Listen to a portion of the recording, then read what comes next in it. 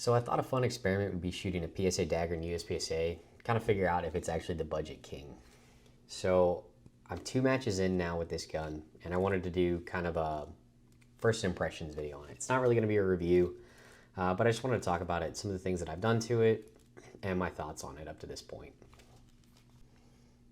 So if you're not familiar with the Dagger models, this is the SX, which is essentially a Glock 47 pattern gun. It's a full-size frame, full-size slide. PSA calls that their long slide, but it maintains the shortened dust cover and recoil spring of a Glock 19. It takes all Gen 3 Glock internals except for the frame pins are actually roll pins, and then it has a little bit of a different locking block. Everything else, Gen 3 Glock. Comes factory with an RMR cut and has some nice slide serrations, some cutouts for your magwell.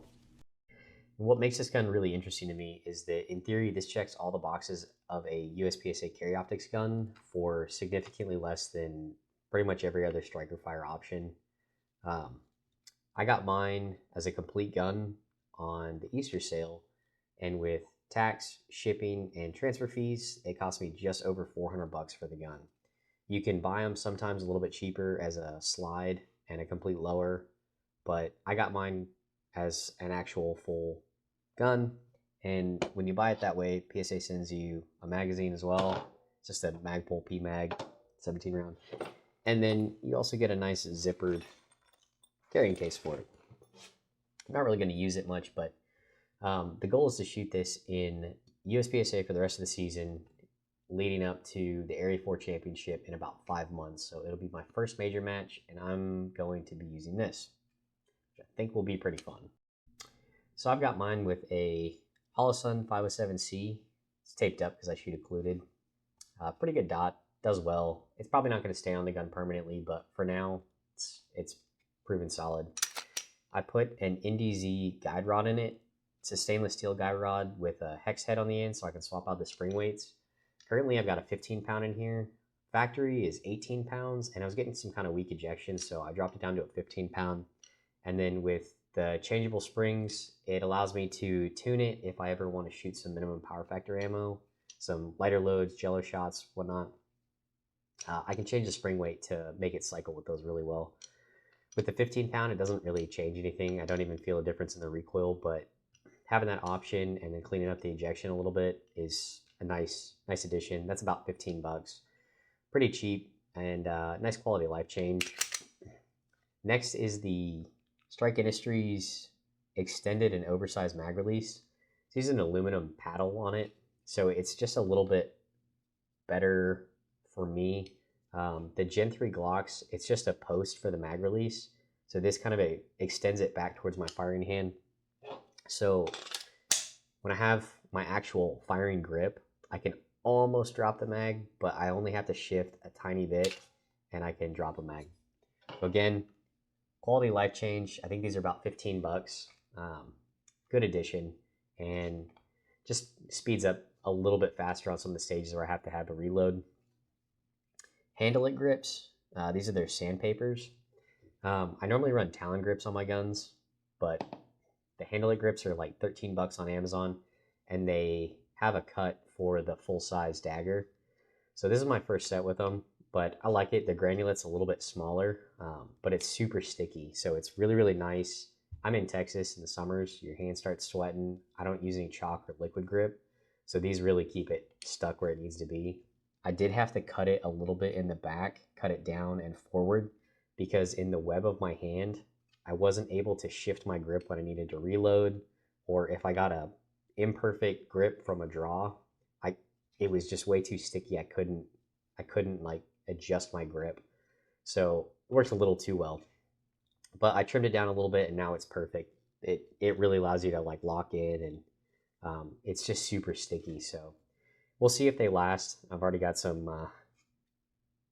wear on them, but really nice, super grippy, real tacky, and good purchase. Again, $13 on Amazon. You really can't go wrong with them. So for the trigger, I did an Apex. This is the Action Enhancement Kit. I got this from Primary Arms for a little over $100. I like these triggers. I've shot them with my Glocks. It kind of gets rid of the wall, so it's almost more of a consistent stacking pressure, and then it breaks. So it's nice and short. There's not a lot of over travel. Fairly short reset. This comes with the trigger and bar, the polished safety plunger, as well as the trigger connector. So it drops the trigger weight down a little bit, but really just cleans it up. And it's sort of like a stacking pressure where if you imagine it's like 1 pound, 2 pound, 3 pound, 4 pound break. So it's nice. I like it. It's a trigger that I'm used to. So I went ahead and put it in, and it's been a good addition. I can shoot it pretty fast, pretty well. And the aluminum trigger shoe is really nice. It's almost completely flat, got a little hook on the bottom, but it's just a really nice feeling trigger. It's wide, so you can actually get like a really good purchase on your finger. And then the last thing, it's not something I would really recommend, but I run the CH Precision brass speed feed in my Glock. It's just a chunk of brass weight in the back, and no one makes one for the Dagger. So I kind of made my own, and I got some tungsten putty for fishing weights, and I put it down in that channel. It's kind of small, and then I filled the top with 2-part epoxy. So there's almost 2 ounces of tungsten putty in the frame, in the back of the frame, and then it's sealed in with putty. I need to smooth it out with a rotary tool, but it just adds a little bit of weight. Again, it's not really going to change how the gun functions, but for me, it just sits a little bit better when I have a magazine, a loaded mag in it, that it just sits a tiny bit more naturally in my hand. So again, I wouldn't necessarily recommend it. Probably voided my warranty with that, but it is what it is. On the magazines, before I forget, so I run 2 different types of mags. So the gun ships with Magpul P mags. I prefer Glock mags, but both of them have the PSA Saber aluminum +5 base pads on them. So I have both OEM Glock tubes as well as the PMag tubes, and both of them have the Saber Dagger +5 base pads. They work. They're super nice. I think the ones for the OEM mags I got for like 25 bucks on sale. For the PMags, I think I got these for like 32 bucks, I think is what they normally ship at. And if you ever look, these are very similar to like the Warren base pads. They're almost identical. Like, you're going to have a hard time telling the difference. They even have the same contour cut and everything, but they just say Saber on the bottom. So really nice addition, very budget friendly and solid. Like, I've dropped these on rocks and everything. They function fine. I've had no feeding issues with either Glock mags or P mags. Both function, both work well. So really good additions to the gun. And it gives you some more options, again, for a budget-friendly option if you need extended base pads for your mags. Now, it hasn't all been good. I have some issues with the gun, starting with the optic.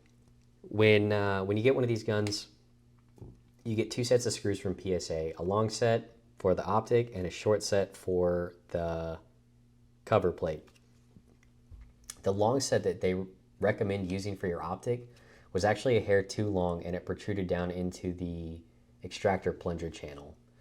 Didn't allow the extractor plunger to move freely, so I ended up having to swap and use the Holosone screws, which isn't necessarily recommended. I know PSA says use their screws, but it was maybe 1 thread length too long. So I went ahead and used the Holosone screws, Loctited them, torqued them down, and they've been fine so far. I've got about 600 rounds, haven't lost 0. I don't have the screws witness marked, but I haven't had any issues with the dot, even with a little, I don't know if you can see that. There's actually a little gap behind the optic that I was kind of worried about, but I haven't had any issues so far. It's been rock solid. With the sights, you can see I don't have iron sights on mine. These ship with a steel sight, and they're suppressor height sights, which is a little bit silly on a gun that doesn't have a threaded barrel. But they also don't really work as a co-witness sight, because if you imagine this is your front sight post, generally your point of impact is right at the top, so you can split your target in half with your front sight post, and your point of impact is going to be right at the top of that post. PSA uses what they call a combat zero, so your point of impact actually floats somewhere in the middle of your front sight post. So the goal is to cover your target with your front sight post, and your impacts will be in the middle, which is a little bit odd with a dot, because then your dot shows up in the middle of your front sight post if you're trying to co-witness.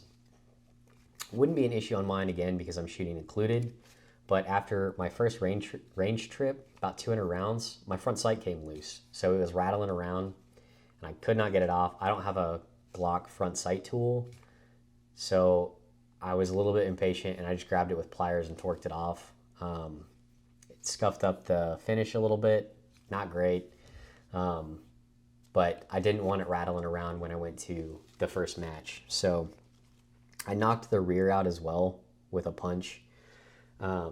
If iron sights are something that you're going to use or something that you want to have on your gun, invest in a nice set of like Ameriglows, or you can get the Warren Tacticals or the Dawson Precisions, and just have a gunsmith install them if you don't have Glock sight tools.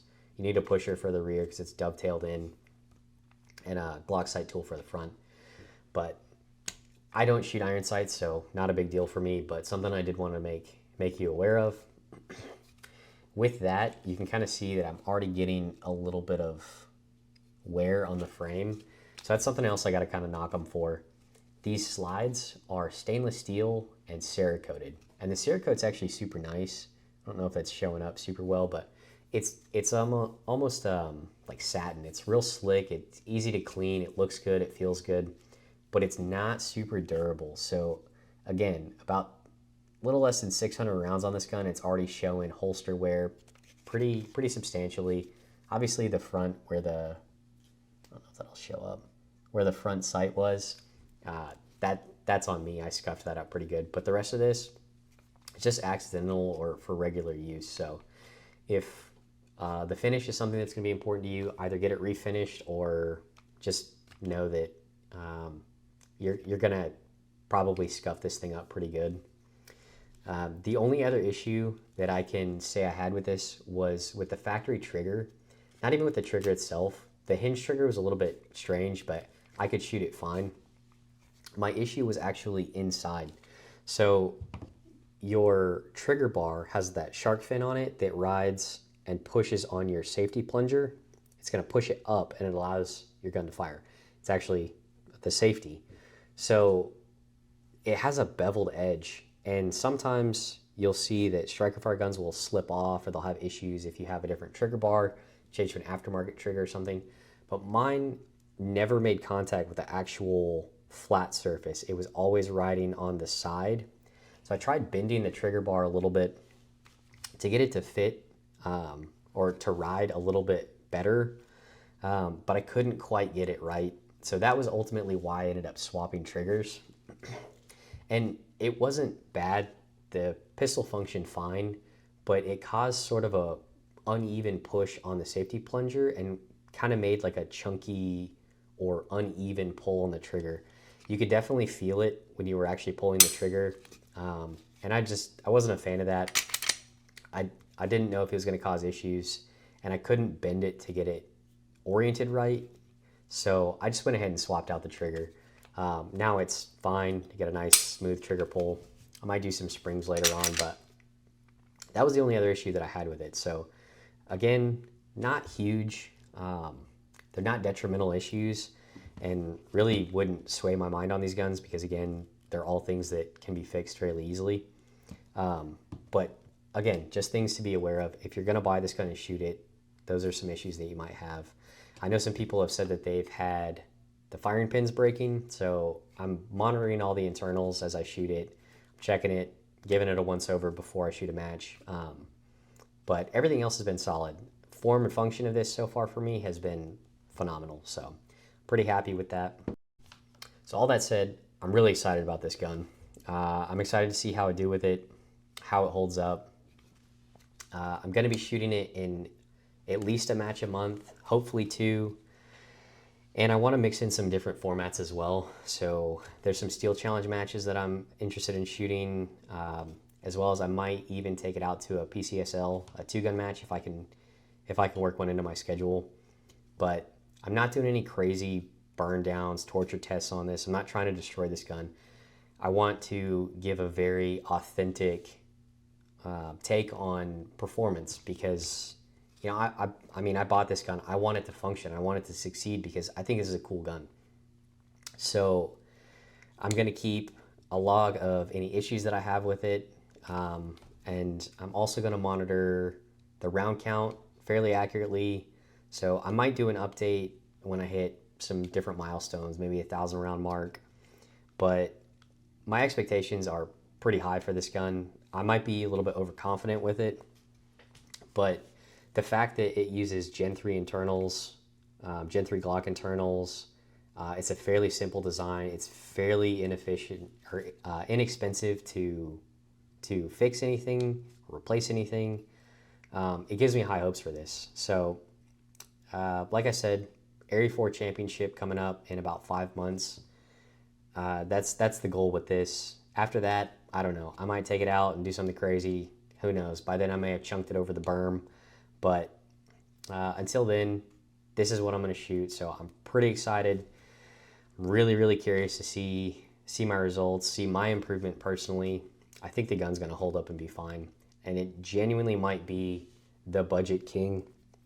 I cannot seem to find other options that are at this price point that perform like this. So if you want to talk about it, drop a comment. You want to hate on it, drop a comment. I love talking about this gun because it's so polarizing. Some people love it. Some people absolutely despise it.